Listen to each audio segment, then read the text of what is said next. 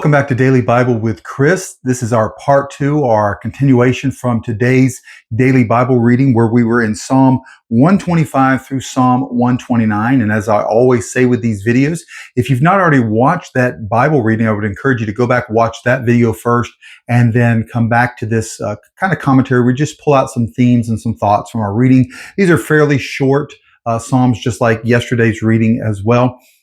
So I would encourage you to either go back, watch the video, or just open your Bible and read those 5 chapters, and then you can come back to this. If you're not already subscribed to this channel, I'd consider it an honor if you would hit that subscribe button.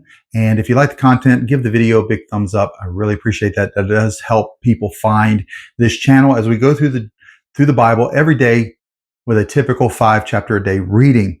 So we are in Psalm 125 through 129. We're in these series of ascents. When we've already described this, there's like 15 of these Psalms that are called a song of ascents. They're the idea of pilgrims, those who would be coming back to Jerusalem for various reasons, whether it be for the high holy feasts, the annual, the feasts that they would have, or whatever it might be. They're coming into Jerusalem. They would be singing these songs as they come in, and they all have kind of some similar themes and some different themes. Some of the authors of these ascents we know. Some are ascribed to David. One here that we're going to discuss today is ascribed the authorship to Solomon. It's possible David may have written more of these, but we just don't know. But that's okay. And so and each of these has like a different theme related to the nation of Israel. And of course, man's relation to God, certainly. And so in Psalm 125, we have this idea of the promise of Israel's kind of staying power, that Israel, no matter what happens, or people attempt to wipe out Israel, they will not be wiped out, that they will remain. And so we see in Psalm 125, they say, those who trust in the Lord are like Mount Zion. Mount Zion is a reference to Jerusalem, okay? So when we see Mount Zion, it's most of the time referring to Jerusalem. Sometimes it can be related to the entire nationality of national identity of Israel, but mostly it is talking about Jerusalem. And it says it cannot be shaken; it remains forever. So just like with those who trust in the Lord, they're going to remain forever, just like God has promised that He would keep His holy city of Jerusalem forever and ever. And then He kind of shows this picture here that as the mountains surround Jerusalem, of course, we've said Jerusalem sits on these series of hills, and there's mountains all around. Just as those mountains surround Jerusalem, providing protection to Jerusalem militarily, God surrounds His people, and both now and forever. So the idea that He surrounds His people, obviously in reference to God's chosen people, but now those of us that are part of the new covenant, Christians and such, we've been grafted into Israel. Now we're part of that promise as well, that God surrounds us. He protects us. He guards us. He's our refuge, our present help. We rest under His wings. All of those pictures, we see that picture here as well. And it says the scepter of the wicked, or in other words, the scepter is a picture of power. The power of the wicked will not remain over the land allotted to the righteous. So in other words, even when people that are wicked are in charge in Jerusalem, as we're going to see with the Babylonians and the Persians and the Romans and others throughout history, even when they have these temporary reigns, it will not last forever, because that land has been given to the children of Israel, as they're deeming the righteous ones here, and it's for them. And so then we have this kind of command: do what is good, Lord, to the good. In other words, bless those as you promised, Lord. Bless those who bless you. So those who walk in your way, do good to them. And those who have an upright heart, bless them. But as for those who are crooked and wicked, banish them, do away with them, just like you would do any other evildoers. And then we have this phrase, peace be with Israel, or shalom. You would know that phrase, the idea of peace be upon Israel, or be with Israel. And that's going to be a common theme through these series of ascents. And then Psalm 126, this may have, more than likely, we don't know 100%, but more than likely, this was a psalm written after the Babylonian exile, as they are coming back into the land, after they've been out of the land for 70 years during the time of Ezra and Nehemiah. The children, a certain amount of people, not that many, several thousand, start to make a slow return back into the promised land, at least into that area, what will be known as Judea, what was part of Judah. before, and the southern kingdom and such. And so it's during that time of exile coming, more than likely, it's possible it could be related to something David's fleeing from Absalom, but it sounds more likely that this is written later, many hundreds of years later, after the Babylonian exile.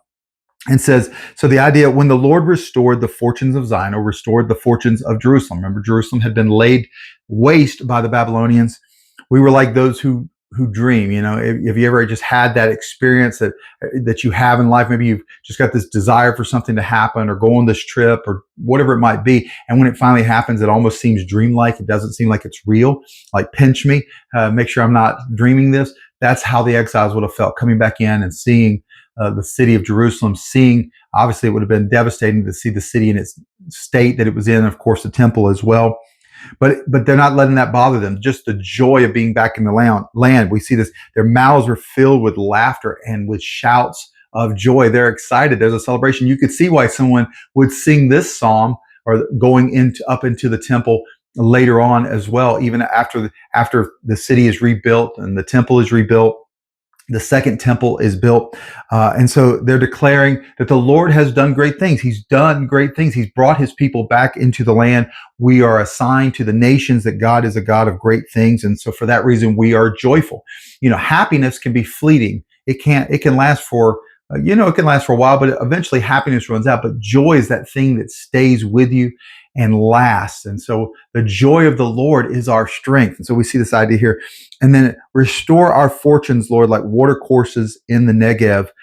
This is the kind of the streams in the south that would, when there would be some runoff or the heavy rains in the north, it would flow down through the south, and it would cause these streams just to kind of come up out of nowhere. And so it's the idea that just as these streams kind of pop up, and flood the area, come into the area, we want the people, as they're coming back in, to do the same thing, just to pop up and come in, this thing that you're doing. And then we have this picture here of a sower, a farmer. They, back then, sowing seed would be literally, they would go out with a bag of seed and they're they might plant it by hand, but most of the time they're doing just casting it out onto the ground. It was called broadcasting, from which we talk about broadcasting with media, but they would just throw it out there onto the ground, and it was hard work. And so we have this idea of the one going out sowing in tears, very difficult work. But they will come back, and when they reap their harvest, they'll reap with shouts of joy. Yes, they're sowing in tears, but reaping a harvest. One goes along weeping, carrying the bag of seed. He will surely come back with shouts of joy, carrying his sheaves. Once he's done all this hard work, he'll go back and he will harvest the crops that came from all the hard work and the pain. I've seen this picture of the sower and the reaping, sowing in tears and reaping, as a reference also to sometimes the sharing of the gospel and ministry can be hard, and it can be, sometimes there are tears associated with it, especially when the person we want to come to faith in Christ is a family member, a loved one, a child, a relative, a mom or dad. There can be many tears and prayer and all of these things before we finally reap a harvest. It can also be in other cases too, where we're maybe going through a situation and there's tears, and we're going through that time, and we're sowing and we're working and we're trusting God through it. And then eventually God allows us to reap a harvest of blessing. Maybe he answers that prayer we've been working through, or he answers that situation, or he intervenes finally after much weeping and crying and difficult time. And man, there's just that joy when you kind of come out that other side, and there's a harvest there. So we've got this picture of the farmer sowing, and then God blessing with the harvest.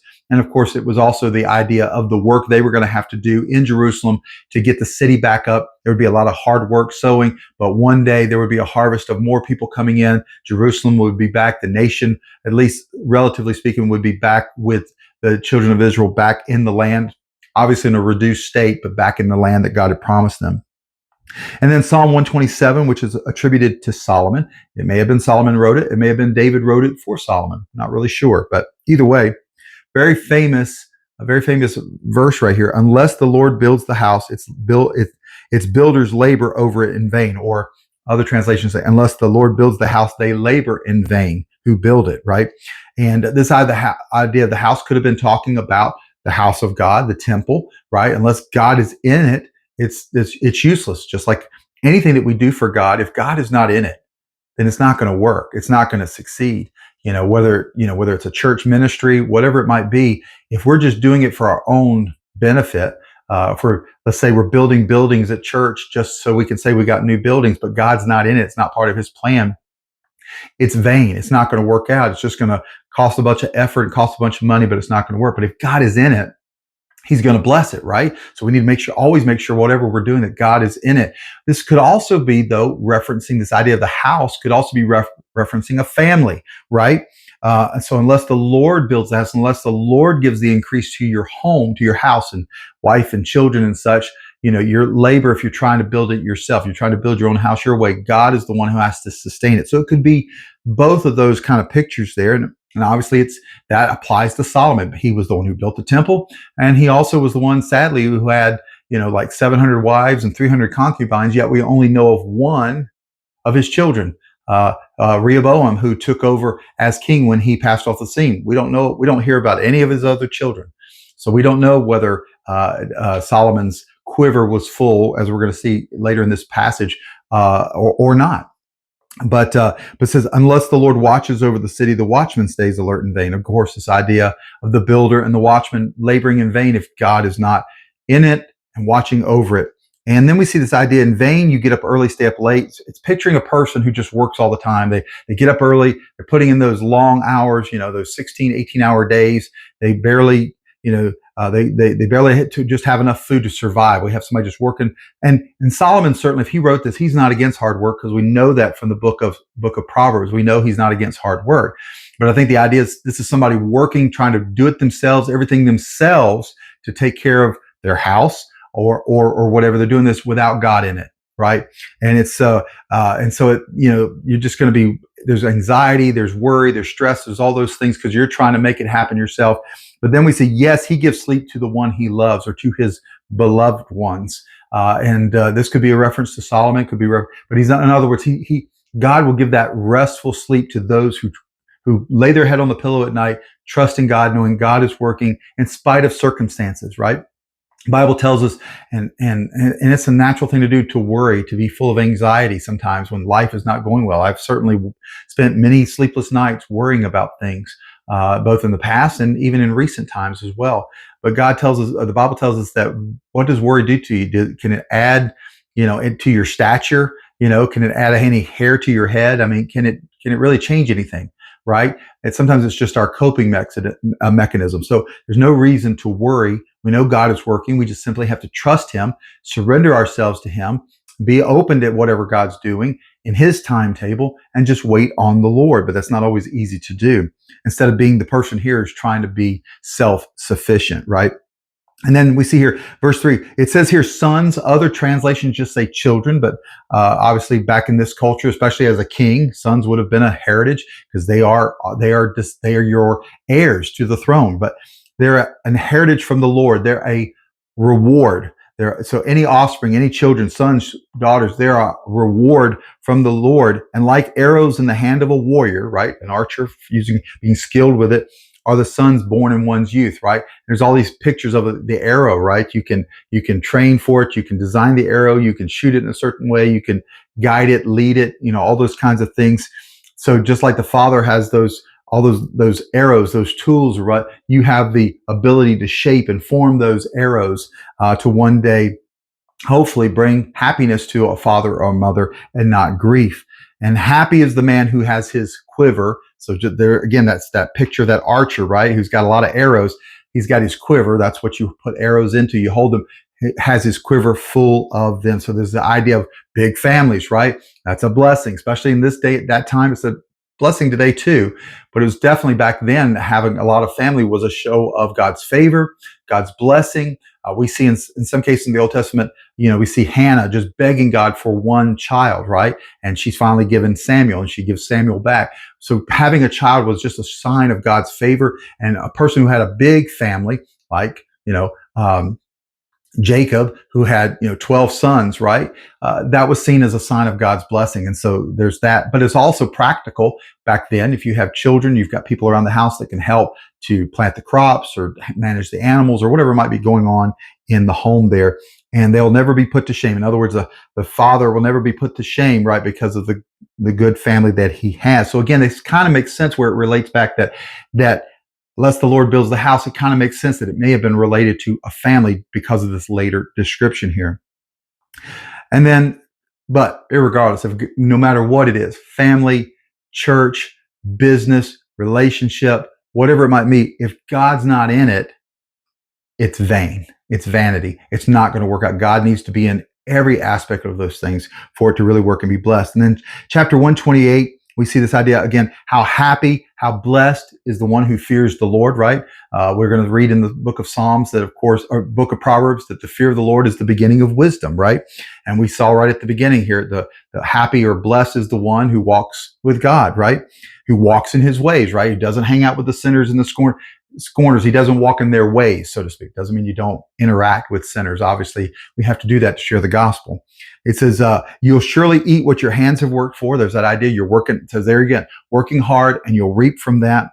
You'll be happy. It will go well with you. In other words, God's going to bless you. And it doesn't mean you necessarily be wealthy, but you'll have what you need. You'll have that daily bread that Jesus prayed about. Give us today our daily bread, our daily necessity. Your wife will be like a fruitful vine within your house. This has a kind of double meaning. Number one, it means fruitful. Just like it means be fruitful and multiply. In other words, she'll be fruitful. There'll be many children because God's blessing will be upon you. But also the fruit of her work in the house or in whatever her responsibility, whether it's with the children or with maintaining the house. We see this idea of the Proverbs 31 woman who's virtuous and she does all these things, whatever it is. It's this idea that the wife will be fruitful. She will be bringing a harvest, both of children, but also a harvest of benefit to the home and she'll be someone that husband will be proud of, right? And look to her. And your children will be like young olives around your table, the olive tree and such. It's interesting. Both the vine, obviously grapes from which you got wine, and olives, olive oil and wine's not necessary for life, but they make life better, right? The wine could make someone feel joyful. The olive oil helps to sweeten the food and the bread and the things that it's done with. And so they are extra bonuses, so to speak. They make life better. They're not necessarily, you don't have to have them, but that when you have them, they make life better. And so in this very way, the man who fears the Lord will be blessed. He will be happy. God will bless him. And then we see this idea of, may the Lord bless you from Zion, this idea of blessing coming out of Zion, blessing coming out of Jerusalem. We can even say ourselves, we've been blessed out of Zion. Why? Because Jesus himself died on the cross there in Jerusalem, in Zion. We've been blessed from that. There's a lot of those things, parallels we could say here, so that you will see the prosperity of Jerusalem. In other words, to see Jerusalem prospering all the days of your life, and we'll see your children's children. The idea of seeing not only your children, but your grandchildren. God will give you a long life. Why? Because you have followed what the Lord has said, right? And we see promises to long life related to how we handle God's word, how we are in our relationship with him, how we treat our parents. All these things are tied to a long life. And then we have that phrase again, shalom, peace be with Israel. And then lastly, chapter 129, we have this picture of the oppressed person. Specifically, I think it's referencing Israel at times, but it could also just be just any individual. But since my youth, they've attacked me. Let Israel say, since my youth, they've often attacked me. In other words, since their youth as a nation, there have always been enemies against Israel. And even to this day, there are enemies against Israel, but they've not prevailed against me. No matter how much they've tried. I mean, how many Hitlers have been out there, Hamans and Hitlers and others that have tried to destroy the Jewish people. They will not be destroyed. God preserves a remnant always.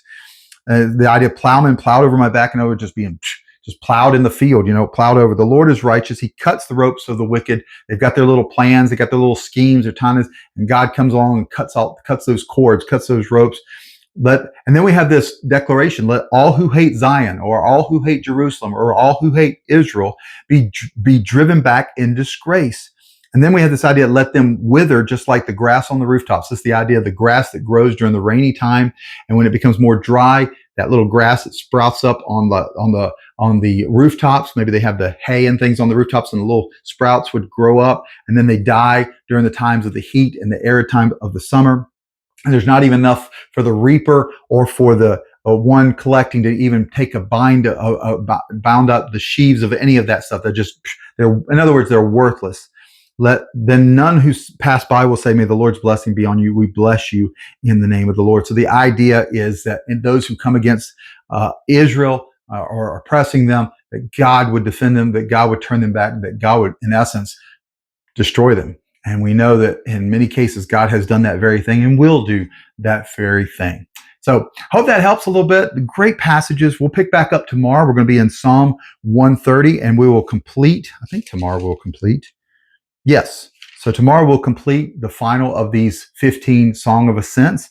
And these are just beautiful little songs and great truths in them. And so I hope you're getting benefit out of them. So God bless you. Wherever you may be watching this, we'll see you back here tomorrow for Psalm 130. See you then.